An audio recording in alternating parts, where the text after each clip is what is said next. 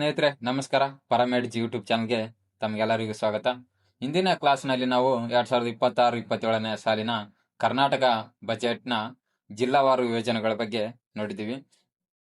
ಇವತ್ತಿನ ಕ್ಲಾಸ್ನಲ್ಲಿ ನಾವು ಕರ್ನಾಟಕದ ಬಜೆಟ್ ಬಗ್ಗೆ ನೋಡೋಣ. ಕರ್ನಾಟಕ ಬಜೆಟ್ ಬಗ್ಗೆ ನೋಡೋದಾದ್ರೆ ನೋಡಿ, 2026ರ ಕರ್ನಾಟಕ ಬಜೆಟ್ನಲ್ಲಿ ಇಲಾಖೆವಾರು ಹಂಚಿಕೆಯಾದಂತೆ ನೋಡೋದಾದ್ರೆ ಶಿಕ್ಷಣ ಇಲಾಖೆಯಲ್ಲಿ ನೋಡಿ, ಒಂದನೇದು ಶಿಕ್ಷಣ ಇಲಾಖೆಯಲ್ಲಿ 47,224 ಕೋಟಿ ವೆಚ್ಚ ಆಗಿದೆ. ಇನ್ನು ಮಹಿಳಾ ಮತ್ತು ಮಕ್ಕಳ ಕಲ್ಯಾಣ ಇಲಾಖೆಯಲ್ಲಿ 34,929 ಕೋಟಿ ರೂಪಾಯಿ. ಗ್ರಾಮೀಣ ಅಭಿವೃದ್ಧಿ ಮತ್ತು ಪಂಚಾಯತ್ ರಾಜ್ ಇಲಾಖೆಯಲ್ಲಿ RDPR 26,559 ಕೋಟಿ. ಇನ್ನು ನೀರಾವರಿ ಇಲಾಖೆಯಲ್ಲಿ ನೋಡೋದಾದ್ರೆ 22,436 ಕೋಟಿ ರೂಪಾಯಿ. ನಗರ ಅಭಿವೃದ್ಧಿ ಮತ್ತು ವಸತಿ ಇಲಾಖೆಯಲ್ಲಿ 22,203 ಕೋಟಿ ರೂಪಾಯಿ. ಇನ್ನು ಗೃಹ ವ್ಯವಹಾರಗಳ ಮತ್ತು ಸಾರಿಗೆ ಇಲಾಖೆಯಲ್ಲಿ 23,100 ಕೋಟಿ ರೂಪಾಯಿ. ಕಂದಾಯ ಇಲಾಖೆಯಲ್ಲಿ 19,843 ಕೋಟಿ. ಸಮಾಜ ಕಲ್ಯಾಣ ಇಲಾಖೆಯಲ್ಲಿ ನೋಡೋದಾದ್ರೆ 18,612 ಕೋಟಿ. ಇನ್ನು ಆರೋಗ್ಯ ಇಲಾಖೆಯಲ್ಲಿ 17,817 ಕೋಟಿ. ಲೋಕೋಪಯೋಗಿ ಇಲಾಖೆಯಲ್ಲಿ 11,424 ಕೋಟಿ.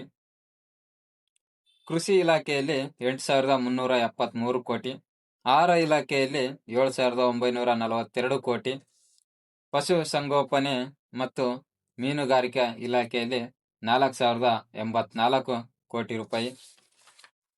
ಇನ್ನು 2026-27ರ ಆರ್ಥಿಕ ಅಂದಾಜುಗಳು ಮತ್ತು ವಿತ್ತೀಯ ಶಿಸ್ತು ನೋಡೋದಾದ್ರೆ 2026-27ನೇ ಸಾಲಿನ ಆಯವ್ಯಯದ ಪ್ರಮುಖ ಮುಖ್ಯಾಂಶಗಳನ್ನು ನೋಡಿ. ಒಟ್ಟು ಆಯವ್ಯಯದ ಗಾತ್ರ 4,48,004 ಕೋಟಿ. ಅಂದಾಜು ಸಾಲದ ಮೊತ್ತ ನೋಡಿ 1,32 ಲಕ್ಷ ಕೋಟಿ ಸಾಲದ ಮೊತ್ತ ಇದು. 2026-27ರ ಆಯವ್ಯಯ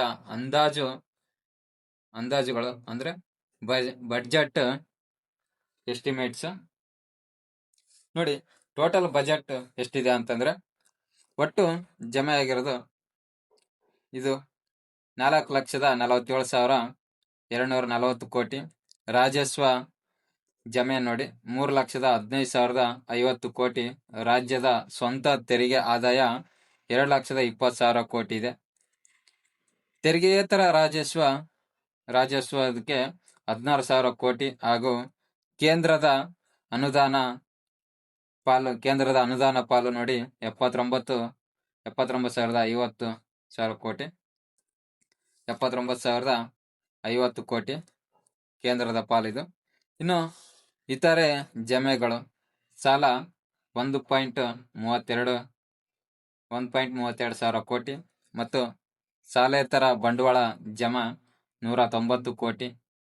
ಒಟ್ಟು ವೆಚ್ಚ ನೋಡಿ 4,48,004 ಕೋಟಿ ರೂಪಾಯಿ ಕರ್ನಾಟಕ ಬಜೆಟ್ ಇದು.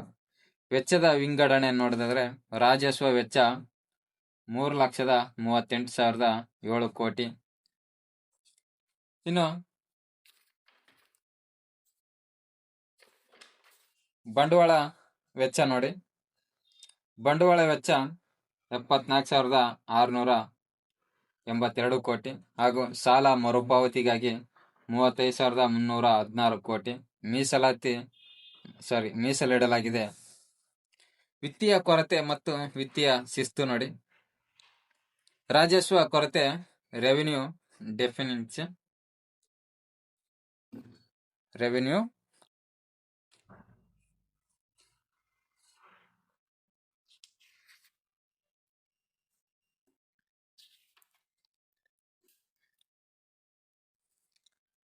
ವಿತ್ತೀಯ ಕೊರತೆ ಮತ್ತು ವಿತ್ತೀಯ ಶಿಸ್ತು ನೋಡಿ.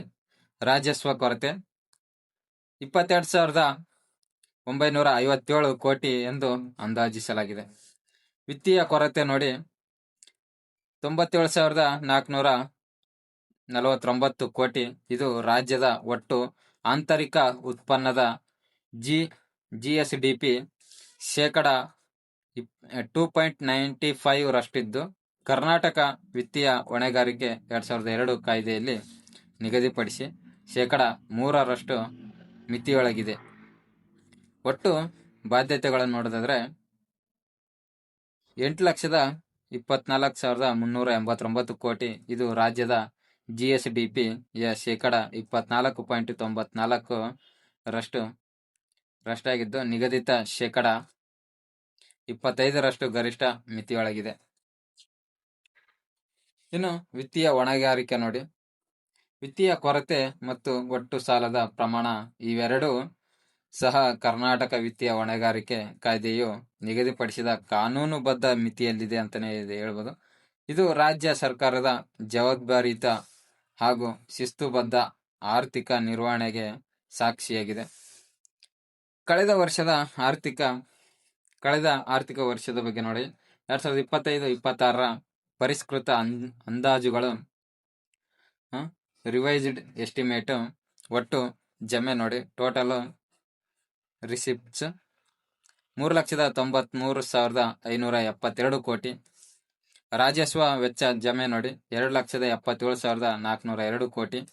ರಾಜ್ಯದ ಸ್ವಂತ ತೆರಿಗೆ ಆದಾಯ 1,93,100 ಕೋಟಿ. ತೆರಿಗೆಯೇತರ ರಾಜಸ್ವ 17,500 ಕೋಟಿ ಹಾಗೂ ಕೇಂದ್ರ ಸರ್ಕಾರದಿಂದ ಬಂದಂತ ಪಾಲು 66,802 ಕೋಟಿ.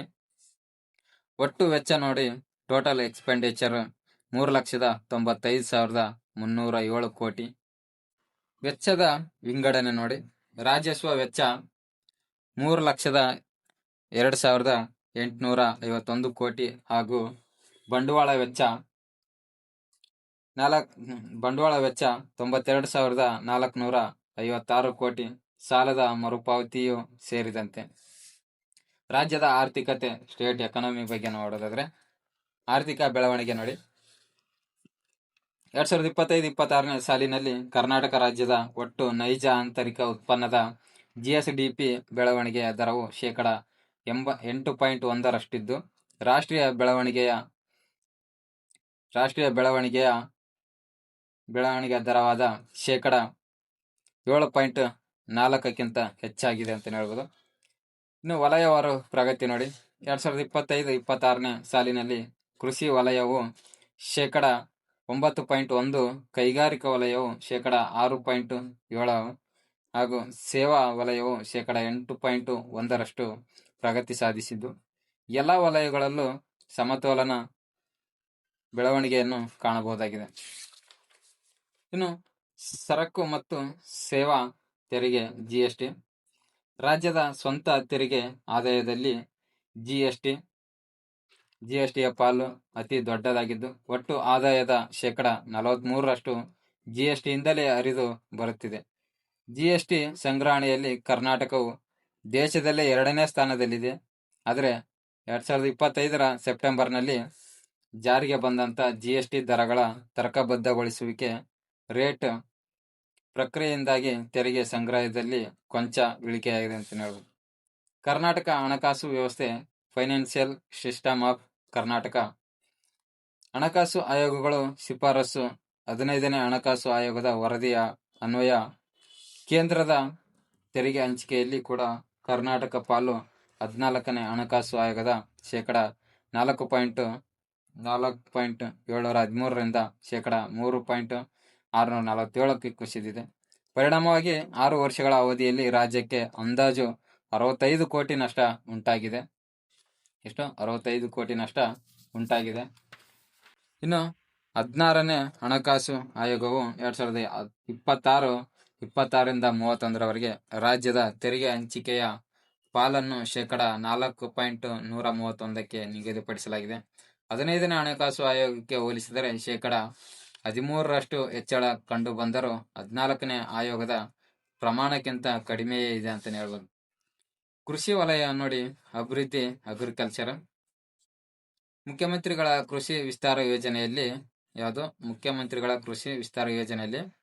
ಕಟಾವಿನ ನಂತರದ ನಿರ್ವಹಣೆ, ಕೃಷಿ ಉತ್ಪನ್ನಗಳ ಮೌಲ್ಯವರ್ಧನೆ, ಕೃಷಿ ತ್ಯಾಜ್ಯ ಮರುಬಳಕೆ ಹಾಗೂ ರೈತರಿಗೆ ಮಾರುಕಟ್ಟೆ ಸಂಪರ್ಕ ಕಲ್ಪಿಸುವ ಉದ್ದೇಶದಿಂದ 100 ಕೋಟಿ ವೆಚ್ಚದಲ್ಲಿ ಈ ಯೋಜನೆಯನ್ನು ಮುಂದಿನ 3 ವರ್ಷಗಳವರೆಗೆ ಜಾರಿಗೊಳಿಸಲಾಗುವುದು. ಇನ್ನು ಸಿರಿಧಾನ್ಯ ಕೇಂದ್ರ ನೋಡಿ, ಮಿಲೆಟ್ ಹಬ್. ರೈತರು, ಗ್ರಾಮೀಣ ಯುವಕರು ಮತ್ತು ಕೃಷಿ ಉದ್ಯಮಿಗಳಿಗೆ ತಾಂತ್ರಿಕ ನೆರವು, ಸಂಸ್ಕರಣಾ ಸೌಲಭ್ಯ, ಗುಣಮಟ್ಟದ ಪ್ರಮಾಣೀಕರಣ ಮತ್ತು ಮಾರುಕಟ್ಟೆ ಸಂಪರ್ಕವನ್ನು ಒದಗಿಸಲು ಸಿರಿಧಾನ್ಯ ಕೇಂದ್ರವನ್ನು ಸ್ವಾವಲಂಬಿ ಏಕ ಗವಾಕ್ಷಿ ಸಿಂಗಲ್ ವಿಂಡೋ ಸಂಸ್ಥೆಯಾಗಿ ಅಭಿವೃದ್ಧಿ ಪಡಿಸಲಾಗುವುದು.